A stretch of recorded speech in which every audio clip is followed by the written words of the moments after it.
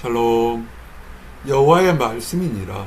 너희를 향한 나의 생각은 내가 안하니 평안이요 재앙이 아니니라. 너에게 미래와 희망을 주는 것이니라. 아멘. 하나님은 우리들이 현실적인 어려움, 절망적인 상황 속에 있을 때 우리에게 하시는 하나님의 생각은 재앙이 아니요 미래의 희망을 주려는 것입니다. 미래를 주고 희망을 주겠다는 약속의 말씀이 수천 년 동안 믿는 모든 사람들에게 위로와 소망이 됐습니다. 예레미야 29장 1절에서 14절에는 중요한 핵심 사항이 있는데 네 가지로 증거합니다. 역경의 순간에 기도하라는 것입니다.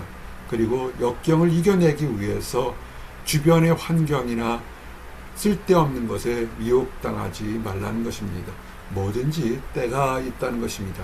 때가 되면 기도하고 간 것이 이루어지니까 그때까지 찬양하며 부르짖으라. 이 네 가지 주제로 소망을 나누기를 원합니다. 첫 번째 배경을 보게 되면 이스라엘 백성들이 범죄함으로 인하여 바벨론으로 끌려갔습니다. 포로들, 일반 성도들만, 백성들만 끌려간 것이라 왕궁에 있는 많은 귀족들도 왕들도 다 쫓겨나서 그들이 이제는 한 국가가 아니라 노예로서 패전국의 사람으로서 바벨론으로 끌려갔을 때 절망주의죠. 낙심 중에 있을 때 선지자 예레미야가 하나님의 말씀을 그들에게 보내는 것입니다.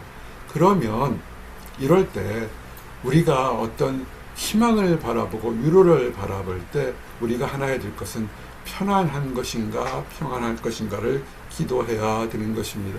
편안이라는 것은 그저 상황이 좋든 나쁘든 간에 내 마음에 이득이 있어서 내 마음을 즐겁게 하면 편안한 것이고, 평안은 육신과 환경과 영혼이 하나님 안에서 피스풀한 것이 평안이 될 것입니다. 근데 포로로 잡혀간 중에서도 거기에 부안이동에서 잘 먹고 사는 사람이 있을 것이고, 예루살렘 궁에서 귀족으로 살다가 노예의 신분으로 떨어져서 정말 비참할 것입니다. 그렇다고 외형적인 환경이 변했다고 그 사람의 마음속에 있는 평안까지는 없어지지 않는다는 것을 생각하시고, 우리가 문제가 있을 때, 도전이 있을 때, 초조할 때, 그럴 때일수록 하나님께 기도하라는 것입니다. 환난일 때 기도하라. 더욱 기도하는 것입니다. 그리고 낯선 곳에 있을 때 그 이방 땅에 정착을 하기 위해서 기도하라는 것입니다. 우리는 포로로 잡혀간 사람들의 꿈은 뭘까요? 속히 돌아와서 옛날처럼 영광스럽고 번성하는 삶을 살기를 원하는데, 하나님은 잘못한 것에 대한 죄의 책망과 함께 그렇게 너희들이 포로로 잡혀간 것에 대한 결과가 쉽게 해결될 것이 아니라는 것입니다. 우리들이 신앙생활하면서 한 해, 두 해, 여러 해 동안 쌓아놓은 것에서 칭찬받을 것이 있고 허물이 있을 것입니다. 때로는 그 허물 때문에 우리가 심판받고 어려움을 처할 때 한두 번의 기도로 금방 회복되지 않을 것도 아셔야 됩니다. 그만큼 주의해야 됩니다. 하나님께서 우리에게 어려움을 겪어주면 기도하면 금방 어려움이 아침 안개처럼 사라지는 것이 아니라 하나님 때까지 오래 참아야 되니까 그때까지 참고 인내하며 속죄하는 마음으로 회개하는 마음으로 있으라는 것입니다. 너희는 집을 짓고 거기에 살며, 하나님이 이스라엘 백성들에게 보내주신 것을 들었을 때 이스라엘 백성들의 생각은 1년 후면 돌아가겠지, 6개월 후면 돌아가겠지라고 생각할지 모르겠지만 하나님의 뜻은 거기서 정착하라는 것입니다. 금방 쉽게 돌아오지 못한다는 것입니다. 언제까지냐면 70년이죠. 세 세대, 할아버지, 아버지, 아들의 세 세대가 지나서야 너희들이 돌아오니까 사실 이 편지를 받은 장성한 세대는 결코 고향 땅에 다시 돌아오지 못하는 청천벽력과 같은 그런 얘기일 것입니다. 이젠 낙심하고 이리 보아도 저리 보아도 바벨론 제국은 전 세계를 제패한 최강의 제국이었기 때문에 무력으로는 돌아올 수 없는 현실적인 것을 또한 솔직히 얘기하고 있습니다. 그럴 때 낙심하지 말라는 것입니다. 성경은 초지일관 낙심하지 말라, 두려워하지 말라, 어려운 환경, 불우한 환경 속에서도 소망을 가지고 즐겁게 매일매일 감사하며 살라는 것입니다. 그 땅에, 이방 땅에 가서도 아내를 얻고 남편을 얻고 자녀를 낳으며 소망을 가지고 일상생활에서 번성하면서 살라는 것입니다. 우리가 힘들고 어려운 사람이 있습니다. 어떤 사람은 그저 아무것도 안 하는데도 평안하게 눕고 잡고 먹고 사는 사람이 있는가 하면, 어떤 사람은 아침부터 밤늦게까지 수고해야 되는 사람이 있습니다. 그것이 다 하나님의 뜻이라 우리가 어떨지는 없겠지만, 그러나 그 모든 것에는 때가 있고 그곳에서 하나님께서 번성하기로 원하는 것, 고생한 사람에게도 나중에 춤과 기쁨으로 변할 날이 반드시 올 것이고, 중요한 것은 우리가 있는 곳, 학교, 직장, 가정, 교회, 일터를 위해서 기도하라는 것입니다.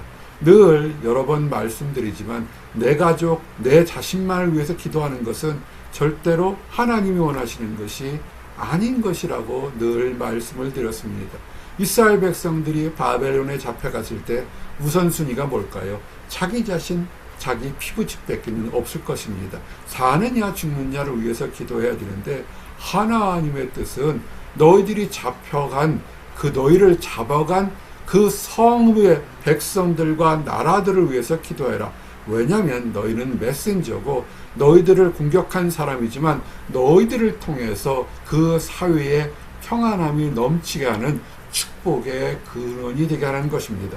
그러므로 여러분이 직장이나 사회에서 여러분을 통해서 그 축복이 넘치도록, 그곳에 나에게 잘해주는 사람뿐만 아니라 나에게 불리한 사람, 억울하게 하는 사람에까지도 하나님의 정의를, 하나님의 평안이 있으라고 기도하셔야 된다는 것입니다. 이것이 기독교가 전 세계에 퍼지게 된 힘이 되었죠. 로마 제국에 갇혀서 노예로 살고 평민으로 살고 피적목민으로 살았지만, 그러나 로마 제국에 위해서 기도했을 때 그들이 정권에 부합한 것이 아니라 하나님의 평안을 기도할 때 로마 제국이 기독교 국가로 변했던 것을 기억하시기 바랍니다. 그리고 두 번째, 미혹당하지 마십시오. 우리가 힘들고 어려움은 귀가 솔깃해져서 여기 가면 잘 산다더라, 저기 가면 대박 난다더라, 저렇게 하면 쉬운 길이 있다더라는 얘기를 참으로 많이 듣습니다. 방송에서나 언론에서나 수없이 많은 것들, 이거 하면 큰 돈을 번다더라, 수없이 많이 듣는 것입니다. 이스라엘 백성들에게서 듣고 싶은 얘기는 무엇이었을까요? 내가 하나님께 기도했더니 앞으로 6개월, 1년 후에는 고국에 돌아간다더라. 또는 다른 여러 가지들이 있을 거고, 점쟁이나 사람들의 풍문이 있을 것입니다. 그러나 속지 마십시오. 내가 어떤 사람은 내가 꿈을 꾸었는데 이런 일이 있을 거라고 꿈에서 느낀 것을 마치 하나님과 교제한 것처럼 얘기할 때가 참 많습니다. 미혹당하지 마십시오. 하나님의 뜻은 이미 성경에서 초지일관 구별되고 예언되어 있기 때문에 그 뜻을 아셔야 됩니다. 이스라엘 백성들이 바벨론에서 70년 동안 포로로 잡힐 것은 이미 예언되어 있었던 것인데, 사람들의 마음을 얻으려는 거짓 선지자, 예언자, 그들이 하나님의 이름으로 왔어도 그것을 따르지 말라는 것입니다. 현대교회가 왜 타락했을까요? 올바르게 사십시오, 거룩하게 사십시오, 믿음대로 사십시오 그러면 거기에는 아멘도 없고 부흥도 없고, 그런 교회는 쇠퇴하고 있습니다. 그런데 그 반대로 이렇게 하면 성공할 거라, 이렇게 하면 돈을 벌 거라, 이렇게 하면 부자가 될 거라 얘기하는 만모니즘과 함께 바알 신앙이 접목된 교회는 부흥합니다. 그건 하나님의 뜻이 아닌 것입니다. 하나님은 그렇게 해버린 적이 없습니다. 초대교회부터 교회사를 돌아보고 지금 바벨론에 잡혀가 있는 이스라엘 백성들에게 갑자기 그곳에서 떵떵거리며 살 거라고 얘기하지 않습니다. 그곳에서 고통받지만 믿음을 지키며 거룩하게 살라는 것입니다. 하나님의 뜻과 세상을 속하는 거짓 선지자들과는 다른 것입니다. 주의하십시오. 사람의 미혹을, 특별히 우리는 사람의 미혹을 참 많이 받습니다. 왜냐하면 사람에게는 거룩한 입을 뒀지만 이간질하는 입도 함께 두어서 거짓말을 함께 합니다. 한 입술에서 찬양과 거짓의 독설이 함께 퍼져나오는데, 우리가 그 말을 들을 때 우리 귀에 편한 것만 듣고 부한 이동할 때가 참으로 많습니다. 사람의 미혹을 받게 되는 이유가 뭡니까? 내 자신의 욕심과 무지함 때문에, 세상에 대한 무지함 때문에 그들에게 속아 넘어가는데 주의하십시오. 특별히 세상을 사랑하는 물질의 풍요를 바라보는 때 유혹을 받아서 참으로 많이 넘어지게 됩니다.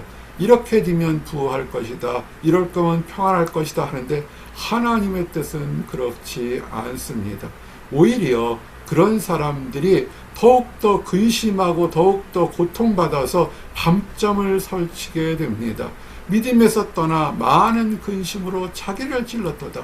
세상을 바라보고 세상의 유혹을 바라보고 세상의 이간질을 따르다 보니까 몸은 편안할지 모르겠지만 마음의 평안은 없는 것입니다. 이스라엘 백성이 이와 같은 것을 느끼다니까 이제는 우리가 이루어지지 않은 오래된 기도들도 있습니다.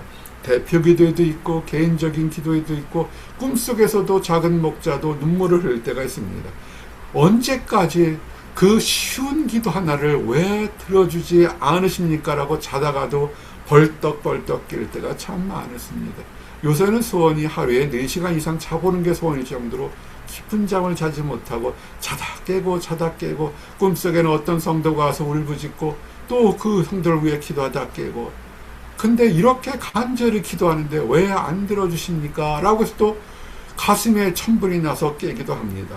그러다가도 하나님 말씀을 생각하면 때가 되면 바벨론에서 70년이 차면 하나님은 각 성도들에 대해서 예비된 정확한 날짜가 있다는 것입니다. 그냥 이때쯤이 아니라 정해진 때가 있다는 것입니다. 그때가 되면 너에게 반드시 성취하고 간구하고 기도했던 모든 것이 이루어진다는 것입니다. 그러므로 우리가 밤잠을 자다가 벌떡 깨어서 기도하다가도 또 회개하고 기도하는 것은 주여 주의 때를 알게 하시고 그때까지 인내하게 하시고 그때까지 찬양하며 감사하며 기다리게 해달라고 겸손할 수밖에 없는 것입니다. 이렇게 열심히 했는데 왜 나에게 이런 일이 있을까라고 반문하며 하나님께 거친 말로 표현하는 것이 교만한 것입니다. 우리가 하나님 앞에 그럴 때일수록 힘들 때일수록 응답이 없을수록 겸손하게 주여 불쌍한 종이 여기 있사오니 불쌍히 여기시고 자비를 베풀어 주시고 지혜를 주시고 하나님의 뜻이 무엇인지 깨닫게 하소서라고 기도하는 것입니다. 그럴 때 하나님께 기도할 때 지금에 보이는 재앙, 그것이 재앙이 아니라는 것입니다. 작은 목자 기도하는 몇 가지가 있습니다.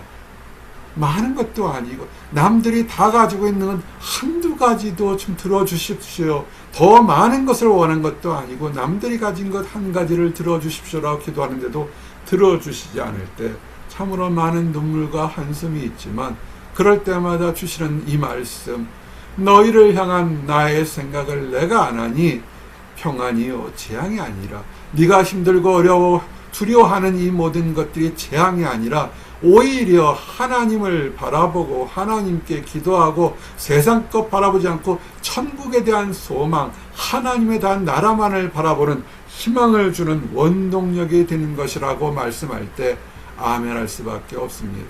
이루어지지 않았기 때문에, 소망을 가졌기 때문에 세상 것 바라보지 않고 오직 더욱더 하나님만을 바라보게 되는 것입니다. 세상에 빛과 번쩍 번사하고 승리한 사람들이 하나님을 찬양하는 것과 목마른 사슴이 목마른 것처럼 죽느냐 사느냐 순간에 많은 것 원하지 않고 물 한 모금을 바라는 처절한 심정으로 기도하는 사람의 하나님을 바라보는 간구는 다르다는 것을 기억하시기 바랍니다. 그러므로 우리는 부르짖을 수 있습니다. 너희가 내게 부르짖으며 내게 와서 기도하며 응답되지 않아도 감사, 되어도 감사, 그러나 하나님 들어주시면 더욱더 감사, 들어주시지 않으면 기다릴 수 있는 인내와 믿음 주시라 감사. 기도하고 부르짖으면 하나님께서 반드시 들어주실 거라는 것입니다. 하나님의 때가 되면 우리가 드렸던 기도의 모든 모습이 아름다운 모습으로, 축복의 모습으로 다 영광 가운데 드러낼 것입니다. 그러므로 힘들고 어려울수록 낙심하지 말고 두려워하지 말고 하나님을 찾으시기 바랍니다. 너희가 온 마음으로 나를 구하면 우리를 고통 중에 둔 것, 우리를 절망 중에 우리를 열등하게 둔 것은 뭐냐면 세상 것 의지하지 않고 하나님만을 마치 매달린 동아줄이 이것이 놓으면 나는 죽는다는 처절한 심정으로 하나님만을 찾을 때 하나님은 우리의 기도를 반드시 들으시고 이루어 주실 것입니다.